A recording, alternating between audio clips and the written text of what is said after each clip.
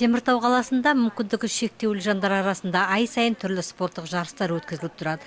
Бұл соңғы жылдары дәстүрге айналды. Данные соревнования проходили у нас в бассейне «Жастар». Бұл жарыс жастар жүзу бассейнде кіші залда өтті. Алдымен қатысушыларға жарыстың тәртібі түсіндірілді. Онан кейін олар сайысты бастады. Ең көп ұпай жинағаны өз салмағы бойынша жеңімпаз атанды. Дартс белгілі спорттық ойын. Бұл ойын бұдан 2 жыл бұрын Англия елінде алғаш рет пайда болып, әлемнің өзге елдеріне тараған.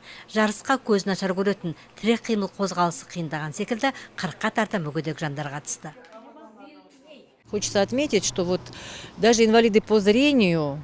Бір атап өтетін жай, көз нашар көретіндердің өздері Александр Овчинников ештеңе көрмейтін болса да, ол үздіктердің қатарында болды. Сондықтан көзі көрмейтіндер дартс ойнай алмайды деген қате ұғым. Мұнда да дәл көздеп лақтыру техникасын меңгеру қажет.